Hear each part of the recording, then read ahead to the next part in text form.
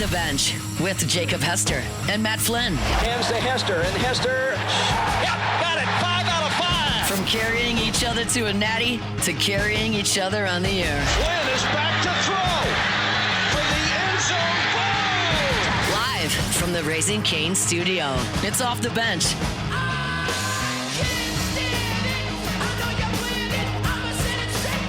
Welcome back in. Hour number 3 here on a Friday edition of Off the Bench. Taylor Sharp filling in for Jacob Hester and Matt Flynn. The whole crew is gone, minus me. We are here with you on Friday. We got Jordan Kitchens, Braxton Rizzuto along for the ride as well. We have been NFL draft heavy today. Rightfully so. The first round wrapped up last night. The New Orleans Saints have a brand new weapon for Tyler Shuck. And someone who I imagine is going to have a lot of thoughts on that is our guy Devin Snow, a.k.a. Hold the Mayo, joining us right now. Dev, how you doing this morning? Doing good, man. How y'all making out? Where's everybody at? Jake is at the draft. Alondra is going to Starkville to help hunt with the baseball series. I actually don't know where Matt Flynn is. I just know he's not here. So Did Flynn win that golf tournament? I don't believe so.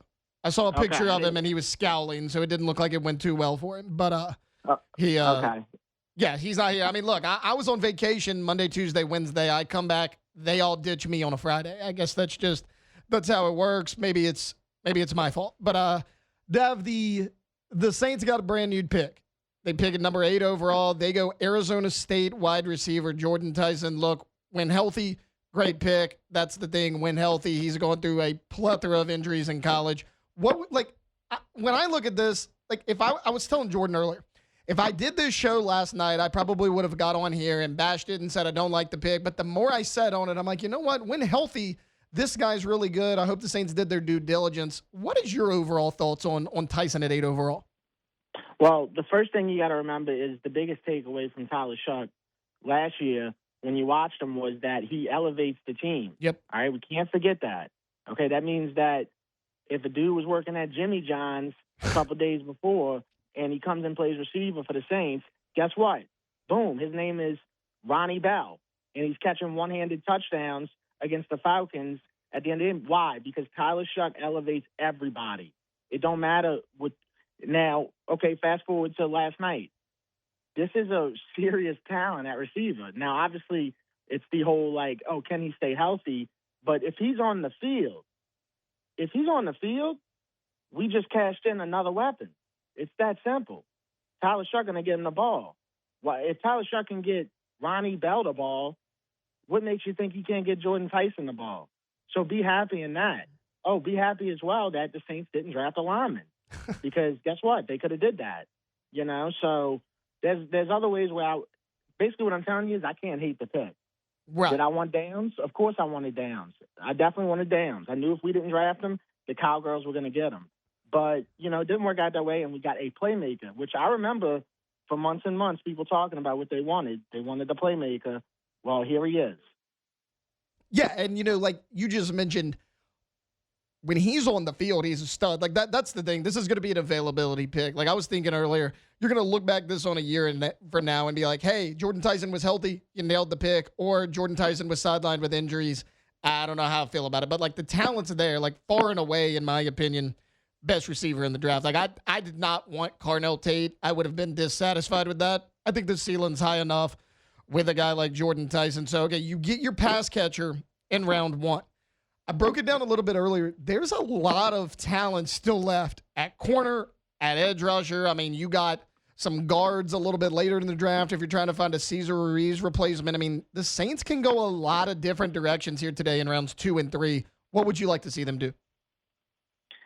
Yeah, man. It's tough, man. I think the second round is the most mysterious round for the Saints, right? Because, dude, they literally could draft. All right, so they could. You've heard a lot of talks about running back. They love the dude out of Arkansas, Mike Washington. Yeah. Yeah, so you could see something like that. You could see him draft another receiver. I don't think that the Saints are just going to draft one receiver this draft. I could definitely see him drafting 2 for sure. I'm not set at linebacker. Right. So, when I see a guy like Anthony Hill Jr., it's like, dude, if he's there, you got to consider taking him because, I mean, do you really believe that your linebacker core, I mean, the Caden Ellis signing was great, but do you believe that you have the linebackers in the room for that? I don't know, man. Like, do you want to see Jalen Ford play again? I mean, not extensively. Not that good. Yeah, it's just not that good. So they could look at linebacker. I mean, of course, corner. There's a couple good corners out there. Going back to linebacker real quick, the kid Jacob Rodriguez. Yeah. That would be a great piece. So I don't know, man. I feel like this second round is pretty stacked. You know, we were talking about it a little bit in hour number 1 because leading up to the draft, the thought was, hey, the Saints are kind of sitting pretty at number 8. They have their quarterback. Like, they almost can't mess up this first-round pick. I got to be honest with you, Dev. I kind of feel that way about the second-round pick. I mean, look, because we were just talking about it.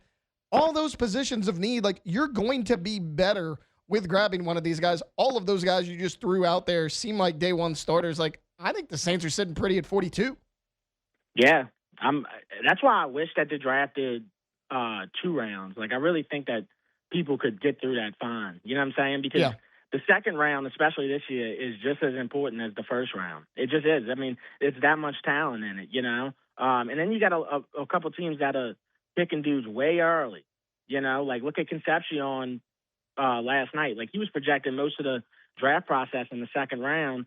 Dude, Cleveland was like, hey, this guy, you know what I'm saying? Like, we can't let this guy go. Like, we really need this dude. So, I don't know. There's certain guys I feel like even in the second round, teams are going to reach for, you know? So, may have to see the Saints take, I don't know, like, trade into the second round again. You know, maybe 2 times in the second round. I don't know. There's a lot of talent there, though. You were talking about teams taking guys early. Caleb Banks at 19 to the Vikings was not on my bingo card there in the first round, but whatever. And, you know, speaking of that, like, I look at every first round and I like to say, okay, who absolutely nailed their first round pick? Who comes out of this kind of looking like an idiot? Like, is there a winner or a loser for you in round 1? I think the Jets are still insane. I agree. I just do. They always do something crazy, man. Like the Sadiq thing is wild to me because you just drafted Mason Taylor, so now they go and get Sadiq. I mean, I guess they get as many weapons as they can for who? Geno Smith? Right. Like my point was you traded back up to get a 3rd first-round pick. The Jets were drafting like they were contenders, but you're the Jets and you have Geno Smith. So, like, what the hell are we doing? Yeah, it's weird. And then, of course, like the whole Ty Simpson thing, bro. You know, I've never seen something so similar, market and push-wise, to the WWE than Ty Simpson. I'm sorry, bro. Like, if you don't realize that stuff was pumped, like there was money behind that. I mean, the whole thing, man. Like, they have not mentioned one time out of all the times talking about Ty Simpson the facts. The facts are the last time the dude played, he didn't just get pulled at the game. They absolutely had to pull him. They couldn't take another play. That's how bad it was. Yep. Okay? So I don't understand the hype for Ty Simpson whatsoever. I don't even understand the hype for, like, okay, he'll be good in 2 years, 3 years, whatever. I just don't understand it, dude. To me, Nuss is just as good of a quarterback. And if you really want to take it a step further, talk about somebody that the Rams had in the past, I think Stetson Bennett's just as good of a quarterback. So I really don't get it at all. That's a huge surprise for me. So it's funny you say that. I was driving in this morning, and, you know, sometimes I listen to the national show. They brought up that Les Snead is really close to Simpson's dad, who's a former coach, and actually was one of the advisors of Ty Simpson to, like, let him know whether he should stay in school for an extra year or go to the NFL. And then he drafts him, and then McVay does not look happy in the press conference. Like, I understand the Rams normally nail their draft picks, and, like, they do a really good job, but that one's a head-scratcher. Yeah, and it's just like, dude, they were just so set on this dude going in the first round when, I don't know, I just feel like even the casual football watching knows, like, that just shouldn't have been. Just shouldn't have been. It just didn't make any sense, man.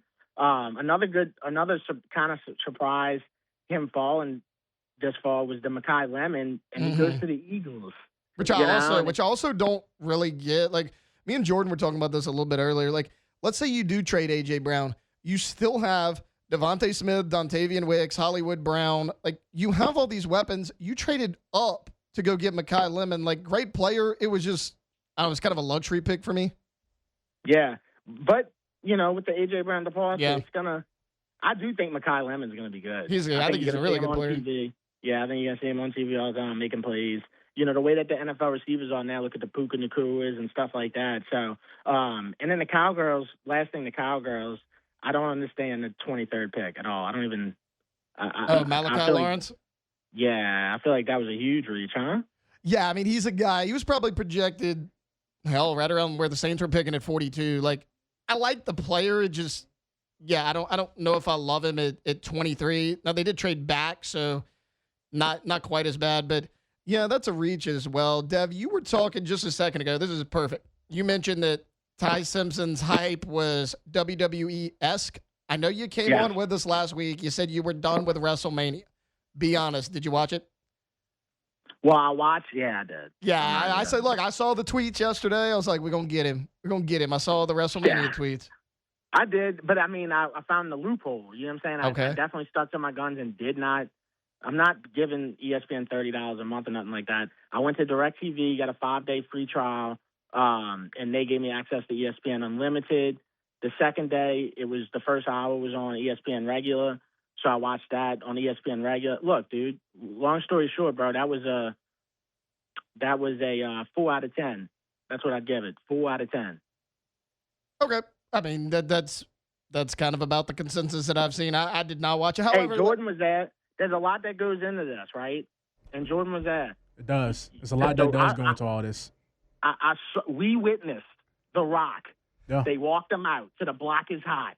He announced that WrestleMania was coming to New Orleans. We sat right in front of him. He talked about all the history of New Orleans and wrestling, blah, blah, blah, blah, blah. Beignets. And, yeah, we never got an explanation on why they pulled it. We know why they did, because they slime balls and they all about money. But they never gave us an explanation.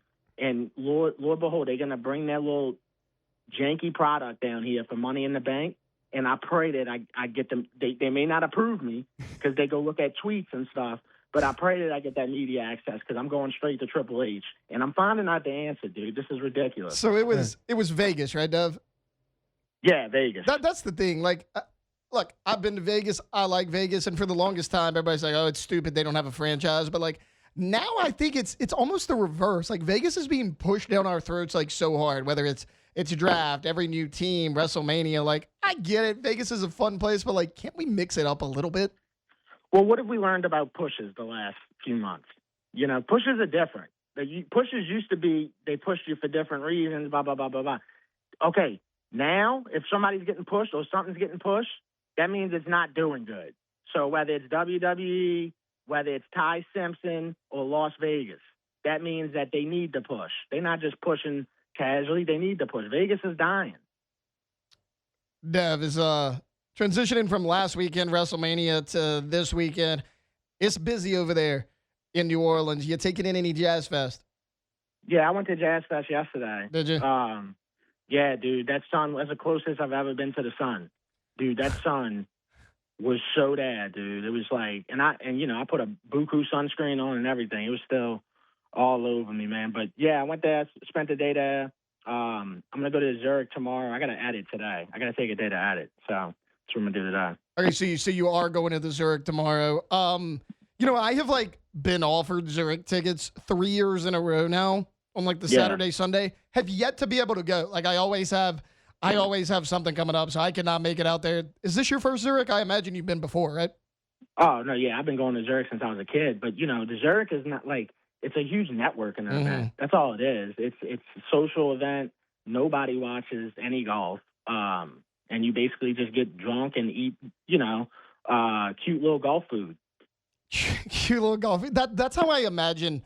Like outside the Masters, most golf tournaments. I'm not a huge golfer. Like I watch the Masters every year, because it's a big spectacle. Yeah. I've never been to an actual golf tournament. I'm glad you just confirmed it. For years, that's exactly what I thought the Zurich would be. Yeah, and look, that's the Zurich. And especially this year. I mean, they don't have many big names. I think it's Brooks Koepka and Shane Lowry are the two big names. But if I could go to Waste Management in Arizona, then we talking. It's just a whole different type. Or the Masters. I'd love to go to the Masters. Dude, the Waste Management Open, you get to boo them if they hit a bad shot. Like, I'm all for that. That's what I'm there for. We need more heckling in golf. All right, Dev. Look, it looks like you got a busy weekend ahead of you. Hopefully, the Saints don't give you some high blood pressure these next few days as far as their draft picks. Everything goes smoothly. Thanks for hopping on with us today, man. All right, y'all take care. Yep, that was Devin Snow, a.k.a. Hold the Mayo. You can find him on Twitter, Snow Like John. We're going to take a quick timeout when we get back. Some more LSU Tigers are waiting for their names to be called in the NFL draft. We'll break down a few of them that I think could maybe really surprise some people, where they may go, what their future in the NFL could look like. We're breaking all that down next here on Off the Bench. Off the bench. All right, maybe we talked about yesterday. It's nearly cannonball season or jackknife season or dive season, whatever you want to do. And if you don't have that pool in your backyard, well, now's the time to get that conversation started with RussellPools.com, the best in the business when it comes to that custom pool. Maybe after hearing Doc talk, you got a little injury and you want to be like maybe the LSU Tigers and get you a little hot tub, cold tub, get a little, that little rehab, that therapy pool situation going. They can literally do anything. They can make a lazy river. They can make a grotto, maybe a fire feature, or hey, whatever it is, whatever the budget is, they can make a square pool, kidney bean shape, circle pool. It doesn't really matter. And Alondra loves a little dippy pool. Yeah. So whatever it is, go to their website, RussellPools.com. You can see their gallery work. You can see literally everything they can do. 2 landscape architects on staff right there, so they can take your dream to reality. RussellPools.com.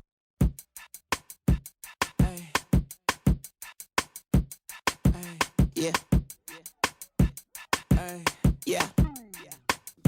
Locked in on LSU football 24/7. You're listening to Off the Bench. Yeah.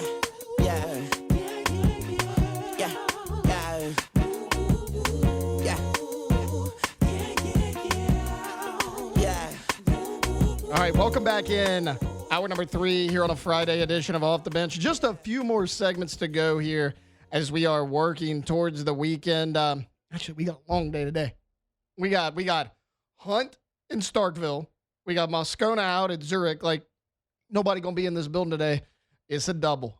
It's a Friday double for us here today, fellas. We're excited. I got a triple. Well, I can't complain as much. Look, I was out all week. Yeah, man. It's one of those things. It's some give and take, right? Yeah. People had to cover for me the last 3 days.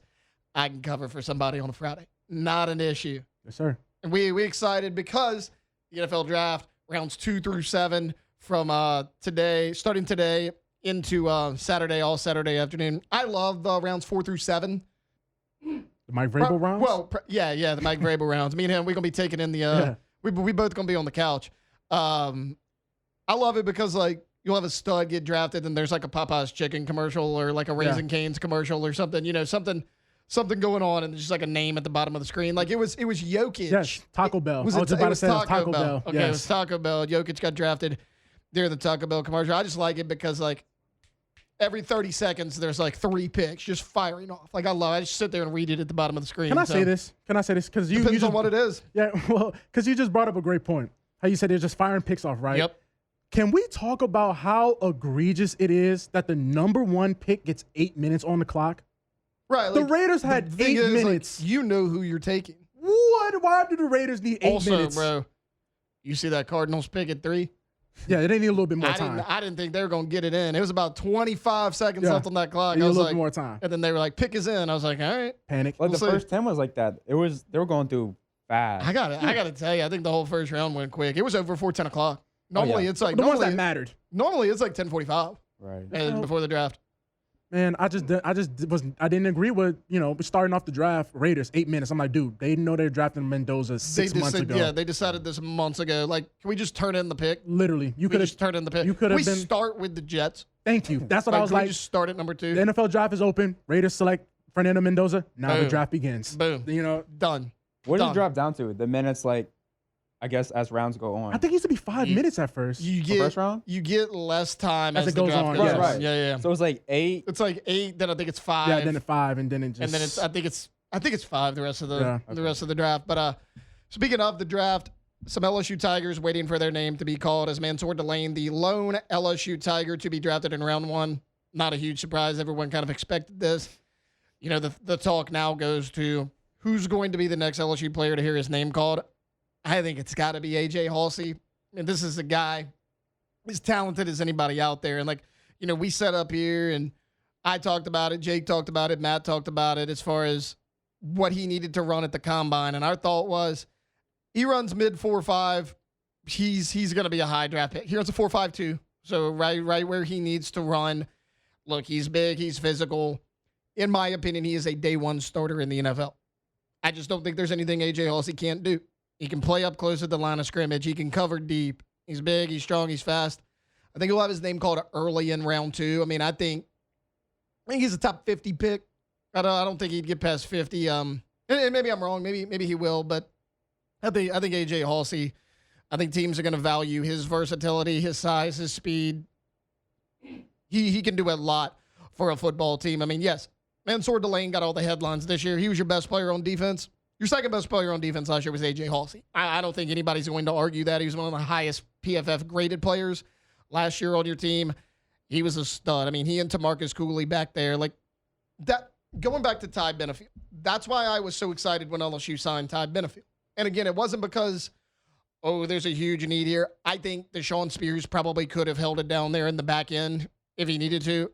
I like him better at star, which is where he's at now. But you don't just replace an A.J. Halsey. And then when I saw them bring in Ty Benefield, I'm like, heck, this guy's a player. He's started multiple years in college football. He kind of reminds me of an A.J. Halsey. And I know that the duo of Halsey and Cooley was so good a year ago. I expect the same from Cooley and Benefield. I think that Ty Benefield is that type of player. So that's why I've kind of been on the Ty Benefield hype train for quite some time now. So I think he's probably the next player selected. Aaron Anderson will go at some point, maybe not rounds 2 and 3. He may go round 4. He's a guy coming into this season, had a lot of hype around him. The offense was atrocious. He dealt with injuries a lot of the season. It happens. But Aaron Anderson, I mean, not a physically imposing player, but he's a guy that he just makes plays. I mean, that's what Aaron Anderson does. He was kind of Garrett Nussmeier's safety blanket 2 years ago. It was Mason Taylor and it was Aaron Anderson. I mean, on 3rd down, 4th down, gotta have it plays. Those are the two guys he went to. And Aaron Anderson delivered more times than not. I think he's going to be a solid pro. I think he's going to have a decently long NFL career. I think whoever drafts Aaron Anderson is going to be surprised by his versatility, what he could do for an offense. Not sure he gets drafted today, but there's a chance Garrett Nussmeier goes today. I mean, I know a lot of people were saying, "Oh, he's a 6th round pick. He's terrible." I understand how LSU fans feel. Going into last season, everybody was like, Garrett Nussmeier is a lock to go 1st round. Again, battled through injuries. We know about the cyst on the spine now that really hampered his ability to throw the football. Bad offensive line in front of him. Like, someone's getting a steal. The talent's there. Like, yeah, he was hurt last year, but it wasn't just that. He was playing hurt, bad offensive line, no running game, an offensive coordinator that refused for whatever reason to attack the middle of the field. I mean, it was screen city over here, and it wasn't even ran correctly. I mean, you get Matt Flynn on an hour-long tangent on that. And he obviously took a step back, but what quarterback wouldn't? Like, when you add all that up, when you add up the injury, the bad offensive line, the lack of a running game, the lack of an offensive coordinator that'll call downfield passes, what quarterback's not going to struggle? Like that's a serious question. Because I can't find one. You go look at the most successful offenses in college and the NFL, they all attack the middle of the field. LSU just didn't do that. They did. And you go look 2 years ago, some of Nussmeier's biggest plays were crossing routes across the middle. Big-time plays that he had hit, and he just didn't have that a year ago. My opinion, a lot of it, like, yes, Joe Sloan needed to go. I understand that, but he was even better year 1 than year 2. I think they were terrified of this offensive line and wanted to get the ball as far away from the offensive line as they could as quickly as possible. It's why they ran to the outside. It's why they threw all the screens. They didn't want anything in the middle of the field because they knew they had the bomb squad up front. They didn't want that. So, like, who's not going to take a step back? I understand there's certain people that love Garrett Nussmeier. Like, there's a lot of different opinions on this guy. I think someone's getting a steal because I think the talent's there. Now, as far as, like, a guy like a Harold Perkins Jr., Perk's interesting because he's kind of a tweener, right? Like, where does he actually play in the NFL? I mean, he measured a hair under 6'1". I think it was actually like 6 foot and 5/8. He did run a 4.38 in the 40, and he's 220 pounds. He's versatile. We saw it in college. I mean, he played on the edge. He played at the star position. He played as an inside, stand-up linebacker in the interior. And, there were some question marks. However, I don't know if he's big enough to play every down on the edge. Actually, I know he's not big enough to play every down on the edge in the NFL. He can maybe play the star. Can his coverage skills get better? Can he improve as an interior linebacker? I know we tried that here at LSU, and there were mixed results. Perkins is going to get drafted. Honestly, though, remember Isaiah Simmons, who came out of Clemson a few years back. Everybody wanted him. He wound up being a first-round pick to the Arizona Cardinals, and he didn't pan out. Man, I think they traded him shortly after to, I could have this wrong, I believe it's the Giants. But maybe a guy like Simmons actually hurts Perkins because, that's kind of the comp. And Simmons was actually a lot bigger. He was 6'4", 235. He was more of a Sonny Styles, primary linebacker, but he lined up on the edge. He played safety. He played linebacker. Perkins can do a lot of different things. I think he'll be a good player. The question that a lot of people are going to have to ask around Perkins is he an every down player in the NFL? That I don't know. That's for teams to figure out. So we'll see what teams kind of value him as. Last guy I want to mention is Xavier Thomas because I think he's getting drafted. I think no Tiger helped himself more at the combine than Xavier Thomas. Because we had talked about it. All the lists came out of, hey, here's 5 guys that could break the combine 40-yard dash record. 2 Tigers were on there, Chris Hilton Jr. and Barryon Brown. And they ran fast, but it was Xavier Thomas that had the fastest 40 of them all. He ran a 4.28 at 5'10", 190 pounds. This guy will have a role. In my opinion, most underrated player on last year's team. Anytime you needed a play in the passing game, for the little number of plays you actually made in the passing game, it seemed like Xavier Thomas was the one making that play.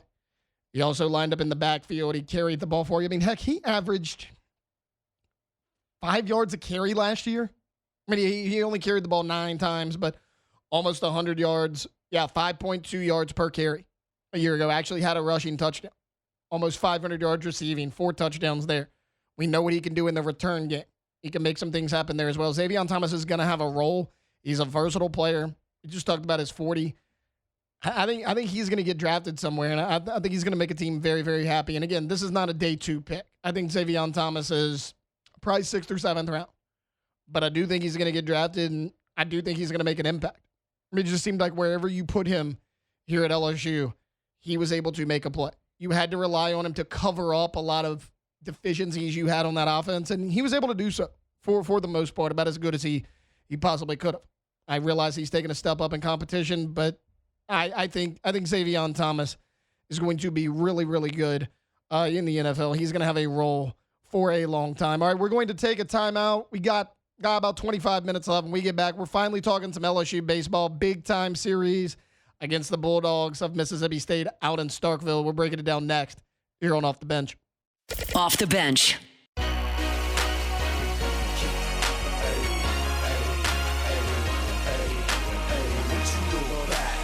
Tigers turn talkers. This is Off the Bench. All right, good to go. Tommys.com. Geaux. Tommys with a Y.com. Hey, okay. I'm about to say somebody better do it. Once you go to the website, you will clearly see the difference. You can check out a gallery of work that they have done here in the greater Baton Rouge area, testimonials from past clients as well. Like all that information is right there. So go ahead, go check them out, see what they can do for you. See what they've done already here in the Baton Rouge area, but also check out the awards. Check out the banners that they hang there. Angie Super Service Award, every year. This year, they added another award. Best windows in the Advocate in Baton Rouge. Well, I went to Tommy.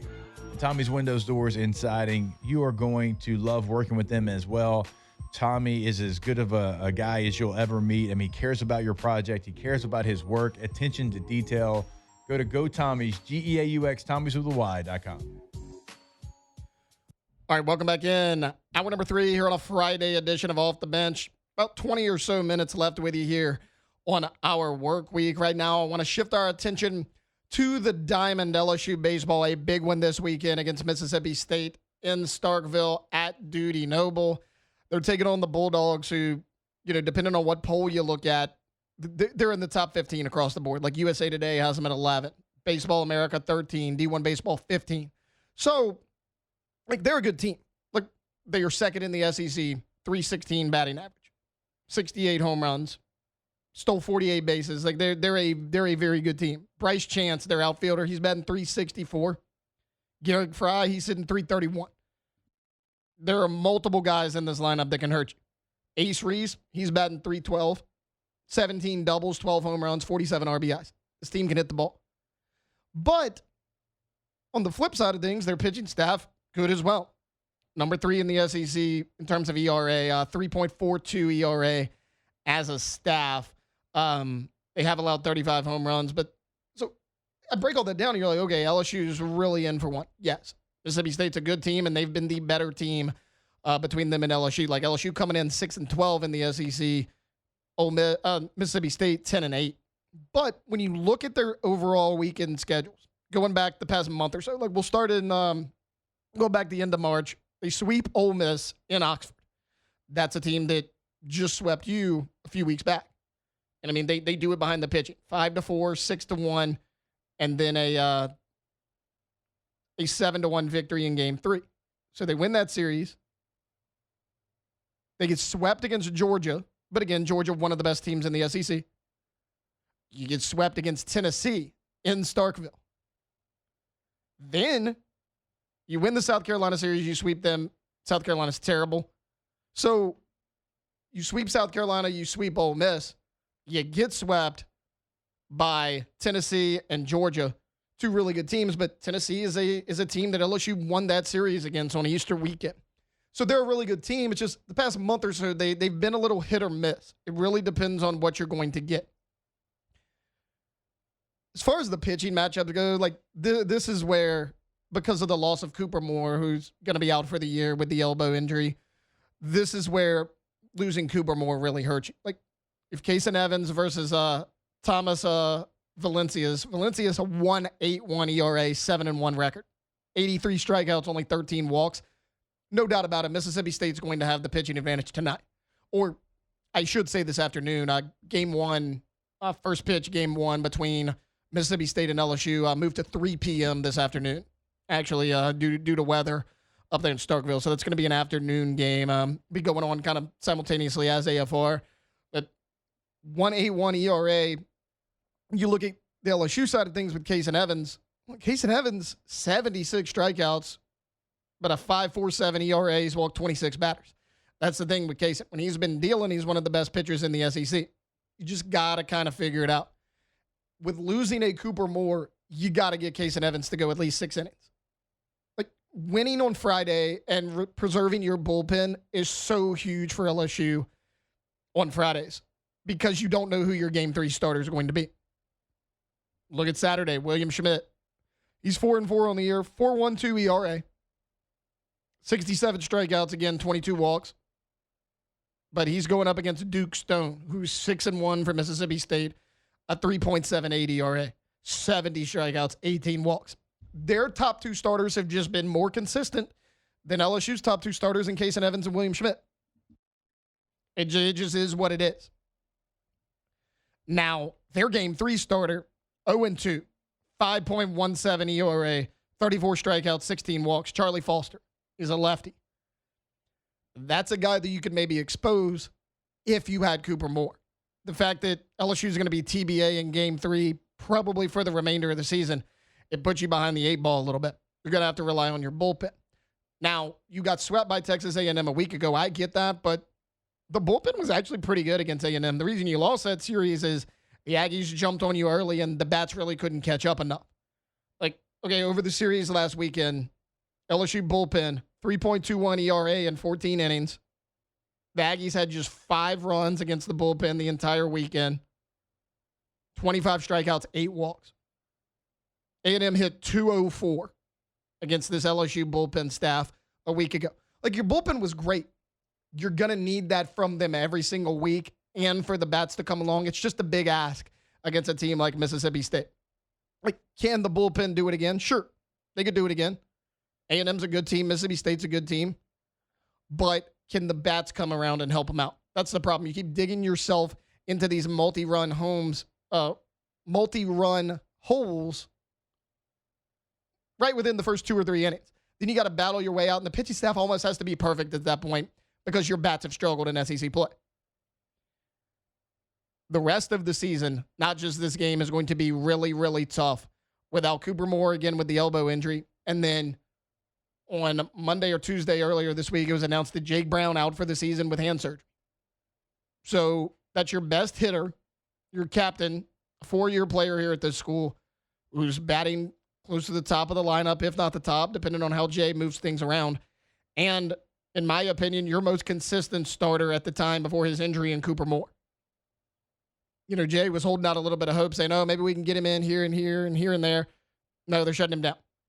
So no Cooper Moore, who is one of your frontline starters. No Jake Brown, who was probably top 3 player on this team. I mean, so some people considered him the best player on the team. He was leading in home runs. He had, 16 of them at the time of his injury? So that's a big bat taken out of an already struggling lineup and a frontline starter on the weekend. LSU is going to struggle the rest of the way. Can they get it done against Mississippi State? It's going to take a heck of a pitching performance all weekend long is what I look at. Because, again, you could expose Mississippi State maybe a little bit in the pitching staff on day 3, but their first 2 starters on Friday and Saturday have been so good all year long. And, if you want to look rest of the way for LSU, you have Mississippi State on the road. You come home and play Southeastern. Then you have South Carolina in Alex Box Stadium. You have to sweep that series. Let's say LSU takes 1 game this weekend. I kind of think that's how it's going to go. I love LSU. I want them to win every series. It's going to be a tough ask. You're at Duty Noble Field in Starkville against a good baseball team. You have the pitching disadvantage and your best bats out of the lineup. That's tough to overcome. So let's say they win. They go 1-2 at Starkville. That puts you at 7-14 in SEC play. If you can sweep South Carolina, though, you're 10-14. Then you got a 3-game series against Georgia in Athens. That's going to be tough. If Georgia keeps playing the way you are, you keep playing the way you are as well, you're hoping to maybe win 1 game out of that series. If you can take the series 2-1, awesome. Obviously, try to do that. Then after Georgia, you have Florida coming into Baton Rouge. Then it's the SEC tournament. It's not going to get any easier for LSU after Mississippi State this weekend. Again, unfortunately, I am picking the Bulldogs to win this series. I don't think they get the sweep. I think LSU knows they're in a tight spot. They got a claw and battle. I think LSU takes 1 in Starkville. I just think without Jake Brown in that lineup, you have the pitching advantage. It's going to be tough sledding for LSU, not just at Mississippi State, but the remainder of the season. So you got State, you got Georgia, you got Florida. Those are your 3 remaining SEC series. Then we get into tournament play. We'll see if the Tigers can make a run to the postseason. All right, we're going to take a timeout. We'll have an extended edition of Ask the Bench to close things out next here on Off the Bench. Off the Bench. All right, go to First American Bank and Trust, FABT.com. It doesn't matter for which reason either. If you're having a personal bank account, if you just want a different banker, maybe you just want another bank. Maybe it's a commercial loan. Maybe it's a mortgage. It doesn't matter because there's something that's comfortable for everybody. If you are, especially something as important as your money. We work hard for the money. So you want to make sure that you're doing and parking that money and banking with somebody that you trust, knowing your banker, getting straight answers, and working with people who care about your success and frankly, the success of people in Louisiana because they are a Louisiana bank. For more than 100 years, they've helped families buy homes. They've helped people build businesses, plan for the future, and that's all done with local bankers who live and work right here in your community. So no phone trees when you call, no out-of-state decisions, just honest banking that's built on trust. First American Bank and Trust is with you every step of the way, FABT.com.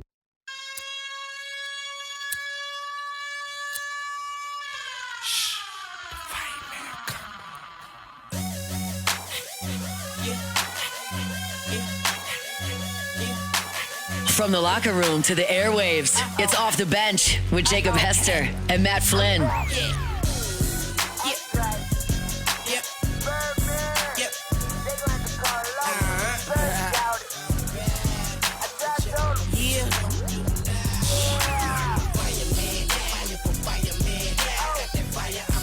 right, welcome back in. Final segment here on a Friday edition of Ask the Bench. We have blown through today's show. It feels like we just got started. I know Jordan told me during the break he's ready for another 3 hours. He just wants to keep this thing going. And man, grind never stops, man. That's right. Jordan said, you know what? next week, let's start at 6 a.m. instead of 7. He's good with it. I don't know who said that. Jordan Tyson said that? No, Jordan Kitchen Jr. Jordan Hawkins?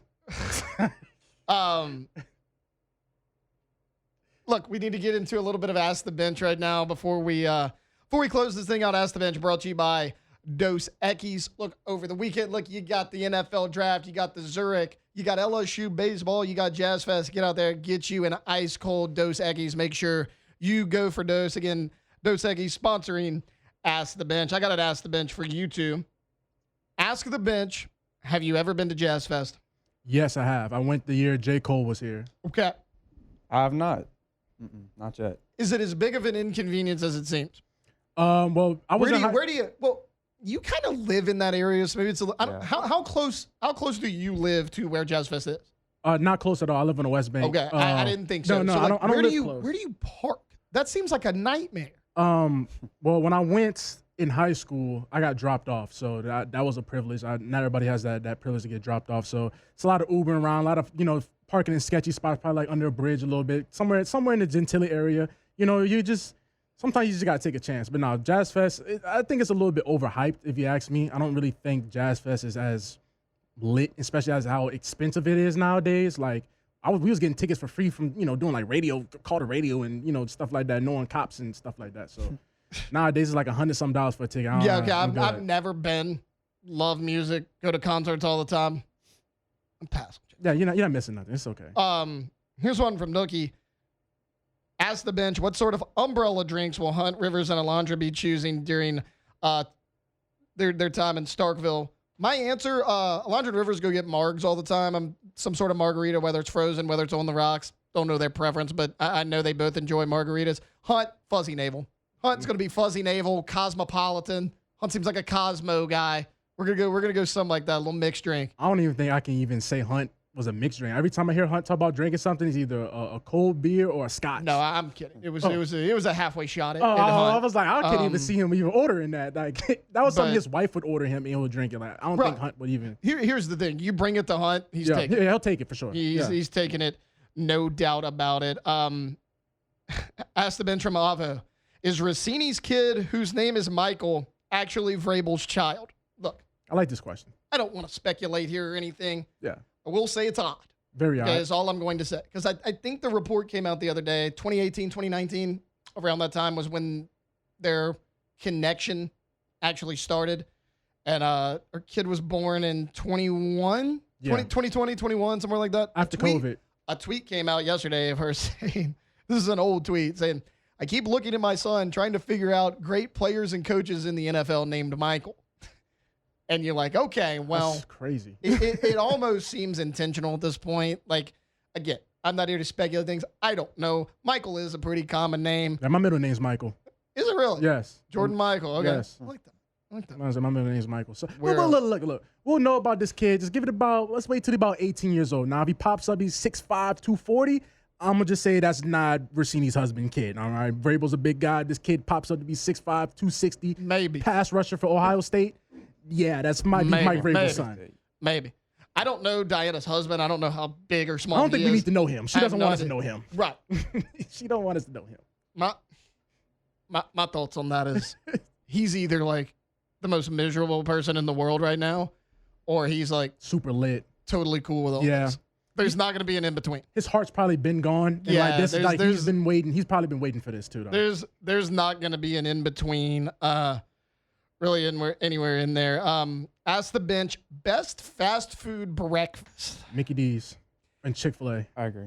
It's gotta be. It's gotta be top 3. It's gotta be McDonald's, right? Yes. The versatility, the McGriddle's iconic. Never you missed. got the egg McMuffin. Yes. You got the hot cakes. Hot cakes hidden. For the versatility and the lore around the McDonald's breakfast, that has to be the answer, right? Yes. That has to be the answer. No question about it.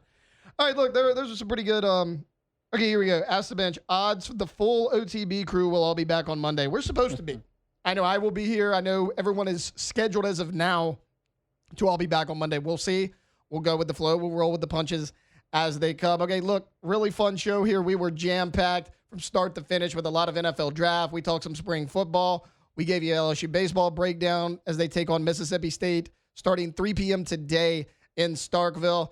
Thanks to Jordan. Thanks to Braxton. Taylor here with you. Look, that's going to do it for a Friday edition of Off the Bench. On Monday, we got a lot to talk about. We're recapping the entire NFL draft. Was LSU able to miraculously pull out a series win over the Bulldogs in Starkville? We're breaking it all down on Monday. Jake back, Matt back, Alondra supposedly back as well. Like, it's been a blast today. Got a lot going on this weekend. I mean, I just mentioned draft and baseball. You got the Zurich Classic. You got Jazz Fest. If you can't find something to do this weekend, you're not looking hard enough. We'll be back here on Monday on Off the Bench. Off the Bench. We talked about yesterday. It's nearly cannonball season or jackknife season or dive season, whatever you want to do. And if you don't have that pool in your backyard, well, now's the time to get that conversation started with RussellPools.com, the best in the business when it comes to that custom pool. Maybe after hearing Doc talk, you got a little injury and you want to be like maybe the LSU Tigers and get you a little hot tub, cold tub, get a little, that little rehab, that therapy pool situation going. They can literally do anything. They can make a lazy river. They can make a grotto, maybe a fire feature, or hey, whatever it is, whatever the budget is, they can make a square pool, kidney bean shape, circle pool. It doesn't really matter. And Alondra loves a little dippy pool. Yeah. So whatever it is, go to their website, RussellPools.com. You can see their gallery work. You can see literally everything they can do. 2 landscape architects on staff right there, so they can take your dream to reality. RussellPools.com.